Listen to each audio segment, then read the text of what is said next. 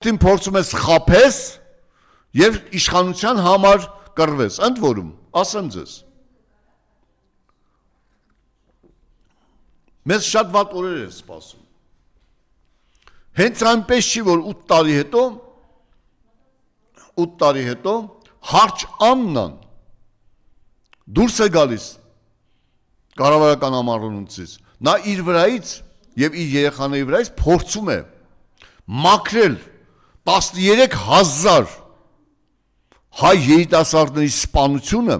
Նիկոլի եւ նիկոլականների կողմից։ Արցախի հանձնումը եւ այն, ինչ սպասվում է հայ ժողովրդին, որովհետեւ Նիկոլը եվրոպական լռությամբ պատրաստ է նոր արյուն թափել հանուն իշխանության պահպանման։ Եվ այսօրվա այս միջադեպը հենց եկել է փաստելու այն, որ մեզ շատ վատ արյունոտ օրեր են սպասում Նիկոլի կողմից։ Աննա, Ռևիերի Նիցի մոտ 8 միլիոնանոց պալատը, եթե իս դատի կտաս, այդ նյութը կա, ես ումից եմ վերցրել, այնպես որ ես որպես Հայաստանի Հանրապետության քաղաքացի իրավունք ունեմ հենվելու ցանկացած նյութի վրա, չէ, նյութի հեղինակին կարող ես դատի տալ եւ ասել, որ 8 միլիոն Կիպրոսի օֆշորով դու 8 միլիոն դոլարանոց պալատ չես գնել այնտեղ։ Երեքում 1 միլիոն ըստ France Guardian 30 3 միլիոն 100,000 եվրոյով տուն չես գնել Փարիզում։ Այդ դատեր կա։ Դու այդ բոլորը արել ես փախչելու համար։ Բայց հայ ժողովրդի նեմեսիսը գիտի ձեր բոլոր հասցեները եւ ձեր հետևից գալու է։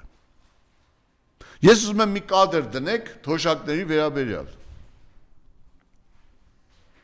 որպեսզի ցույց տանք, թե Նիկոլի այդ թոշակների մանիպուլյացիան ոչ միայն հանցագործություն է, այլև ծաղր է։ Դժվար թոշակը բարձրացնել, որովհետև կենսաթոշակառուների թիվը շատ մեծ է, 660,000 մարդ։ 1000 դրամով թոշակ ավելացնելու համար մենք պետք է տասնյակ միլիարդների ծախսատեր ենթարկում պերմանենտ անընդհատ, որը փաստացի հետ շրջելի չի։ Ինչ մեղու գծեց Փաշինյանին, որ այս հայտարարություններից Նայեցեք, 2 ամիս 10 օր առաջ հայտարարում է, որ 660 չի ստում ես։ Հայաստանի Հանրապետության թոշակառուների թիվը 585 է։ Այդ 75,000 նպաստառուներ են եւ հիվանդության թոշակառուներ են։ Հիվանդության նպաստ ստացողներն են թոշակառություն։ Ինչու ես թվերը կեղծում։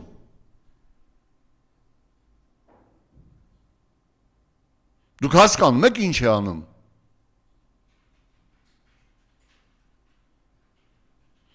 Հիմա հաջորդ նյութը խնդրում եմ։ Էլ չկա, դե լավ, որ չկա, ուրեմն անդրադառնանք առաջ։ Նախ Նիկոլ Փաշինյան։ Տարվա կեսից թոշակները բարձրացնելու համար դու պետք է ազգային ժողովի թույլտվությունն ունենաս, որովհետև դա բյուջետային ծախս է, իսկ բյուջետային բոլոր ծախսերը, բոլոր բյուջետային ծախսերի բոլոր կետերը ազգային ժողովն է հատկացնում։ Հաստատում եւ հատկացնում։ Դու ով ես, որ թոշակ բարձրացես առանց բյուջետային հաստատման։ Դա մեկ։ Երկրորդը, եւ ինչու հատկապես հիմա, երբ 30 միլիարդ դրամ պարգևավճարից հետո ժողովուրդը հասկացավ, որ դու չարիք ես, թուրքի ստրուկ ես եւ ժողովուրդ կործանող ես, փորձում ես հանուն քո աթոռը թոշակ բարձրացնես։ Ես ասել եմ, թոշակ բարձրացնելու համար 10,000 թոշակ բարձրացնելու համար 80 միլիարդ դրամ փող է պետք ես։ Ես փող ցույց եմ տվել տեղը։ Դու այսօր միայն պարգևավճարների համար 100 միլիարդ դրամ փող ես հատկացրել։ Այդ 100 միլիարդ դրամը եթե տալիս ես 600,000 թոշակառուի, ապա նրանց թոշակները 12,000-ով ես բարձրացնում։ Իսկ եթե դրան գումարում ես նաև կառավարության եւ նախարարությունների աշխատակազմների 30 միլիարդը, դա դառնում է 130 միլիարդ։ Եթե դրան գումարում ես, այդ հսկայական ծախսերը ավտոմեքենաների եւ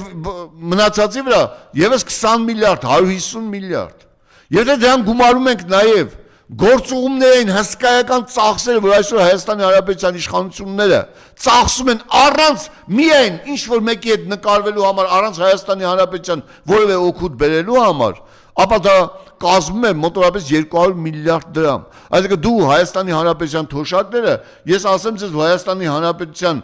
սպառողական միջին զամբյուղը 93,000 է։ Եթե այդ բոլորը միայն արդյունավետ ես օգտագործում, առանց բյուջետային լրացուցիչ ծախսերի, կառավարության որոշումների բյուջետային ներքին հոսքերով դու կարող ես Հայաստանի Հանրապետության թոշակները բարձրացնել 30,000-ով։ Դու ստում ես Նիկոլ Փաշինյան։ Տեսեք, ասում են, որ մենք հաշվարկեցինք տնտեսական աննախադեպ աճ է սարբանում։ Ես բերում եմ կառավարության, ֆինանսների նախարարության, արդյունաբերության նախարարության վիճվարության տվյալները։ 2026 թվականի հունվարին տնտեսական անկումը Հայաստանի Հանրապետությունում կազմել է 48%։ Նիկոլ Փաշինյան, ինչ տնտեսական աճի մասին ես խոսում, երբ քո կառավարության հաշվետվությամբ հունվարին 48% դու տնտեսական անկում ես ապրել։ Արտահանումը կրճատվել է 25%։ Ինչ տնտեսական հրաշքի մասին ես խոսում։ 7.3% տնտեսական աճ ես խոսում։ Տնտեսական աճ 7.3%-ը դա աննախադեպ հարկերի, տուրքերի, տուժերի բարձրացման շնորհիվ է տնտեսական աճը։ Եվ այդ տնտեսական աճի 4.3%-ը, 7.3%-ի 4.3%-ը միայն առևտրի ոլորտն է։ Առևտրի ներքին եւ արտաքին առևտրի ոլորտն է։ Այսինքն դուք նյութական բարիք չեք ստեղծում, առևտրի ոլորտում էլ շրջանառության հարկի բարձրացումն է բերել այդ 4.3%-ը, եկամտահարկի բարձրացումն է բերել այդ 4.3%-ը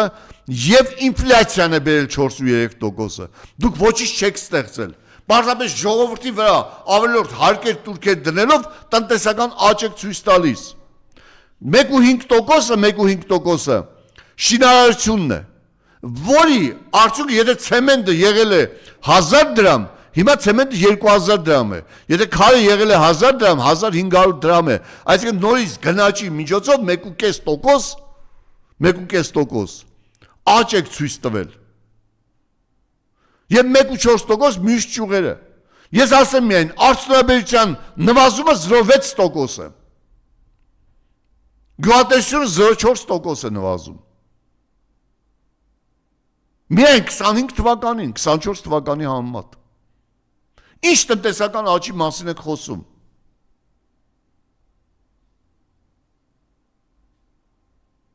Ես բերեմ մի այլ թիվ։ Ցանկացած երկրի տնտեսական գործակիցը մշակող արդյունաբերության զարգացումն է։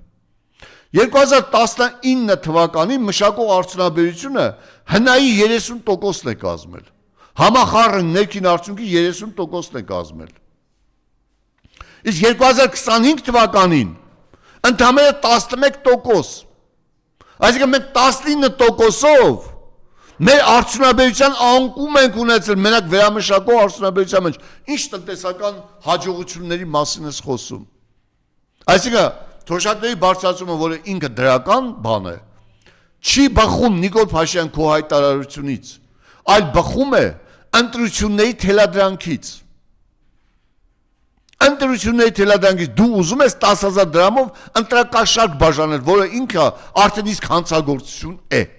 եւ որը քննվելու է անպայման։ Եթե դու դեկտեմբերին հայտարարիր, որ բյուջեում նախատեսված բարձրացում է 10,000 դրամ, մենք կհամարենք դա տնտեսական զարգացման արդյունք։ Եվ եւս մի բան ասեմ։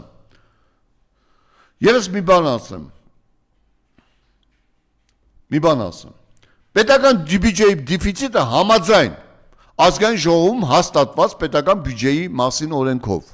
2026 թվականին կազմում է 600 միլիարդ դրամ։ Եթե դու այդպես տնտեսական աճ ունեիր, ինչու է բյուջեում 600 միլիարդ դրամ նախատեսում դեֆիցիտ։ Այսինքն 1 միլիարդ 587 միլիոն դոլարով դու մեր պարտքը ավելացնելու ես մինչև միայն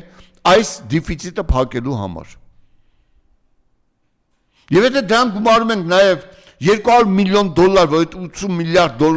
դրամը պետք է վերցնես այլ տեղերից վարկի ձևով, ապա մեր արտաքին պարտքը միայն 2 միլիարդով դու ավելացնելու ես 26 թվականին, միայն նրա համար, որպեսզի դու վերընտրվես այդ աթոռին։ Մինչդեռ ես ուզում եմ հիշեցնել, որ Հայաստանի Հանրապետության սպառողական զամբյուղը, միջին զամբյուղը 83,000 դրամ է։ Դու պետք է թոշակները դարձնես 83,000 դրամ, որը շատ հնարավոր է, եթե այս երկիրը դառնա ոչ թե խաբեբայության եւ պոպուլիզմի երկիր, որտեղ ոչինչ չի արվում, պարզապես ժողովրդին խաբելով եք զբաղված հանուն ժամանակի, որպեսզի կատարեք թուրքերի վերջին հրամանները եւ փախչեք երկրից գնաք վայելեք, ինչպես այսօր Աննան է փորձում փախչել, չես փախչելու Աննա, ամենտեղ նեմեսիսը քեզ հանձնելու է։ Ընտանիքդ փախցնում ես, ինչ բերես այս ժողովրդի գլխին։ Եվ հաջորդ